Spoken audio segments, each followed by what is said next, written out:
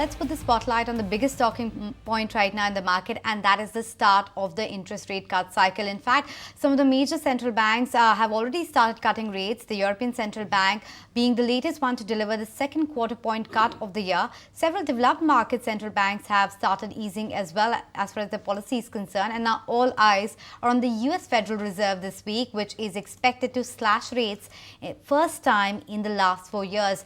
As global investors wonder whether Fed will opt for a rare and bold 50 basis point cut or stick to 25 basis point cut in pursuit of a soft landing for the US economy. India is seeking whether we will follow suit and what will it mean for the portfolios back home. To discuss on all of that, we have very special guests joining us on the show. The MD and CEO of Aditya Birla Sun Life AMC, A Balasubramanian, and co-head Fixed Income Kaustabh Gupta joining us to share their insights on the same. Hi gentlemen, thank you so much for dropping by the 18 studios. Thank you.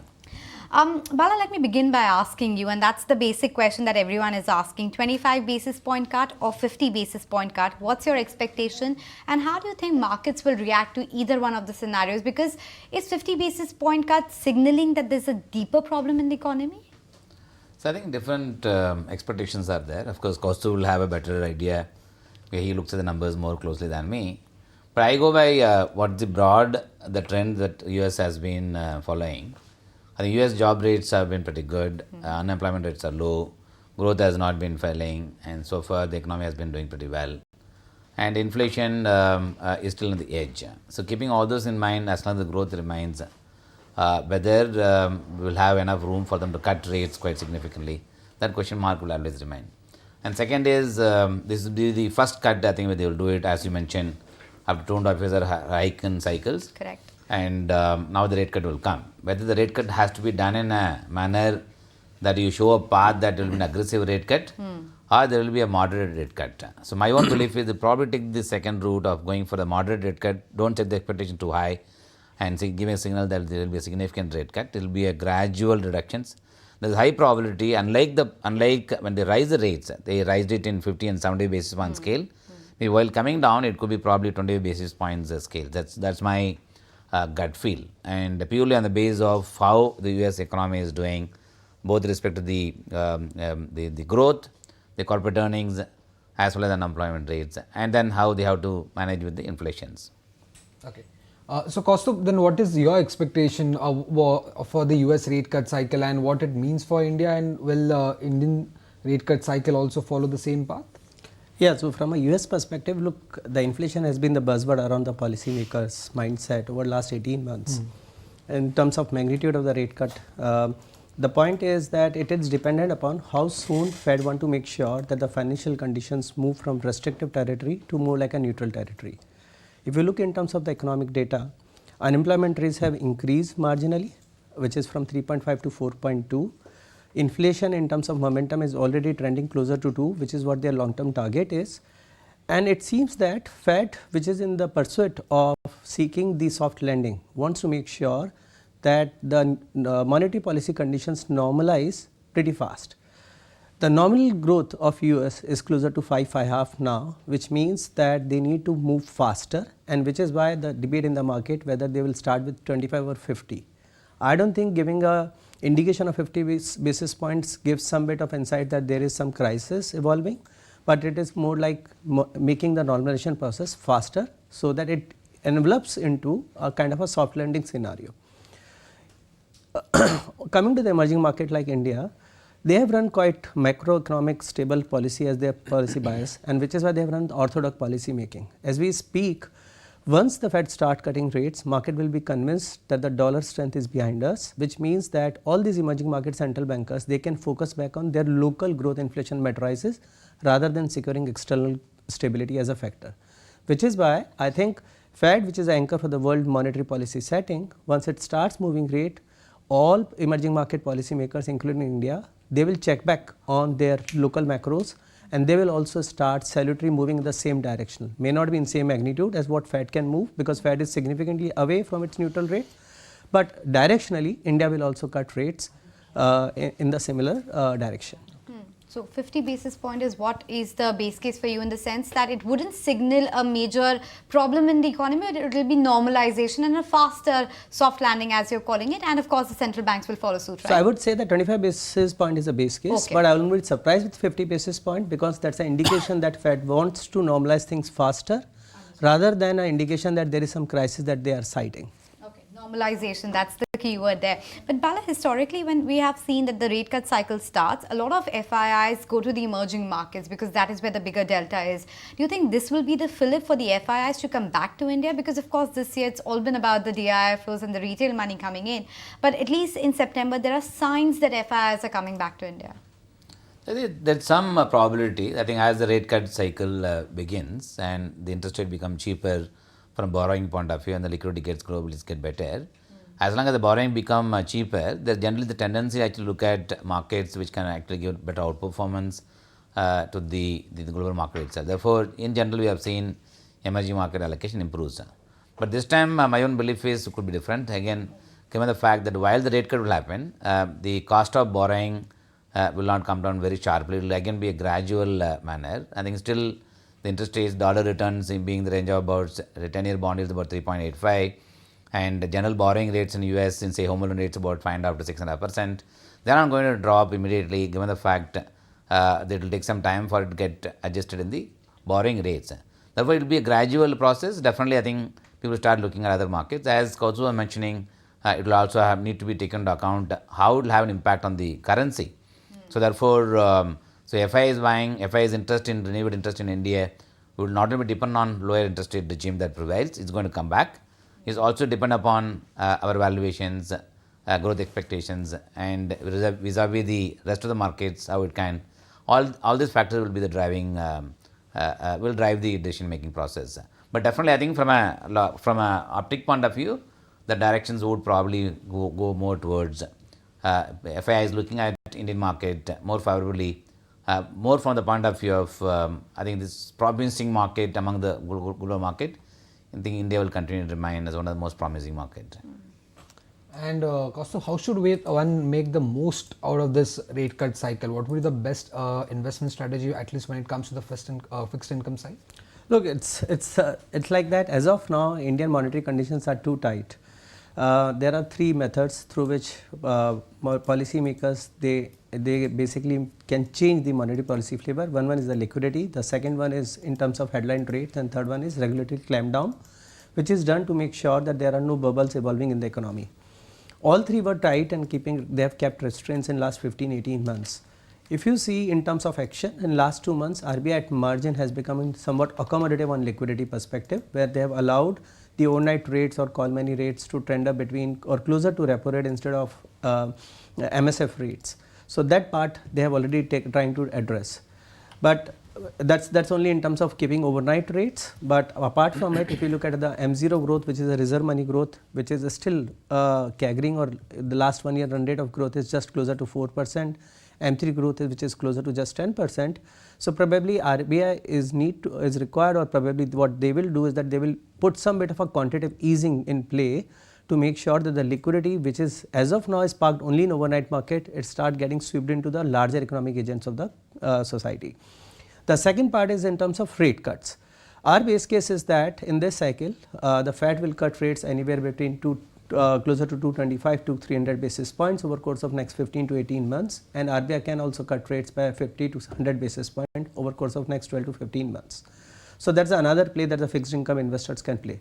Both the play, if you have to look, it has to be played through duration by increasing your duration exposure. What we think is the reinvestment risk for the investors is the maximum risk or the largest risk that fixed income investors are pertaining to, which is why I would suggest that they should look to increase duration either through corporate bonds or through gilt funds. So those are the two places where we think that the risk adjusted is the best place for fixed income investors to play out.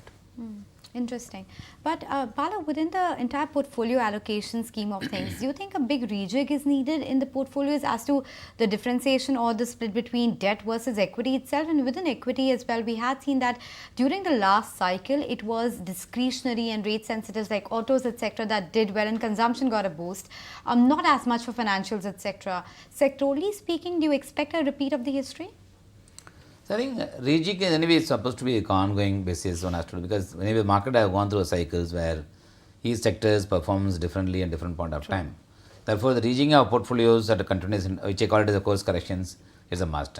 And given the fact, as Kaustabh was mentioning, and if the interest rates is brought down, it should also, I think we should also assume this will also come along with there's a rate in the overall growth in the economy. So the rate of growth in the overall economy also will marginally slow down. Therefore, one has to also keep that in mind. Rate reductions will of course eventually boost the consumption, will boost the actual demand. The cycle will take some time. Therefore, from a balancing a portfolio's point of view, I think definitely one should look at taking into account the valuations. Second, taking into account, as Kaustabh was mentioning, the duration play can give you a better return outcome. Fixed income provide an opportunity as it stands today. Maybe once the rate cut begins, the opportunity will disappear. Therefore, as it stands today, definitely I think some bit of allocation towards the fixed income schemes. Given the fact that the equity markets have gone up quite a lot and valuations are stretched, and all of us have been expecting some bit of correction that doesn't come for a variety of other reasons. So keeping this in mind and keeping all the risk that is evolving as far as the equity market concerns, a balancing your portfolio with the fixed income component, also have some kind of represent in the portfolio, would be more ideal. And that's something it offers in fixed income schemes. It also offers in the hybrid schemes. Correct. And even large cap funds or flexi cap funds, which essentially focus on bigger companies. Even bigger companies during this period have underperformed for a variety of reasons, including financial sectors have underperformed. But these are the sectors I think could potentially start coming back as interest rate starts coming down. So are you saying that it's better in terms of risk reward to be in large caps right now, and especially the underperformers like financial, and that to private banks because PSUs have run up? Yeah, I think the large cap fund, if you anyway you take large and flexi cap fund, both if you take, No, I'm saying and both let's would say have. not look at funds, but let's look at individual contributions or individual allocations. As a stock picker, would you go for large cap names and private financial banks? Yeah, I think it will be large and flexi cap, which is what I normally say, which has got a higher representation of the large cap names. And within the large cap, there are many sectors, of course, represented are there. But if we take banking as sectors, I think clearly as interest rates start coming down, then of course the books also have to get adjusted. The transition process will take some time. Exactly. But not necessarily benefit the sectors immediately. But as time moves up gradually, I think sector will start coming back. Demand for credit will come back. Liquidity will get better. As the credit growth starts coming back from moving it from 13 to say 24%, which I have seen in the past, I think these are some of the things which I think will start the sector to come back. And having said that, but anyway, they're all part of the portfolios in large cap portfolio, flexi cap portfolio. 20% of the portfolio goes towards the financial sectors. And as interest rates starts coming down, borrowing rates will come down, then consumption demand will pick up. I think that's the cycle I think we'll have to see it. But having said that, I think in Indian interest rates from borrowers' point of view have never been very costly. Therefore, even for the rate cut to have an impact on borrowing cost, I think it will be a very, very gradual process rather than in one go actually is being cut for the purpose of boosting the demand. Okay, the rate cut that you were mentioning will bring down the borrowing rate as well, but it will also bring down the term deposit rates. And given the current trend where we're seeing people are preferring to choose or keep money in mutual funds rather than fixed deposits, this lower term deposit rates, won't it further boost flows into mutual funds? Do you expect that? Ideally speaking, from where the risk reward, if you look at it from investors' point of view, how do you capture the current discussion that is happening on the interest rate cut? I think what we are discussing is an opportunity that could arise out of the interest rate cut cycle that is coming in. So the best way to play the interest rate cycle is actually through the fixed income schemes or mutual fund. That's what Kaustabh mentioned about corporate bond fund or money market funds and few other funds which actually take the duration call, or even gilt fund take the duration call. I think naturally you get the benefit from an investor's point of view.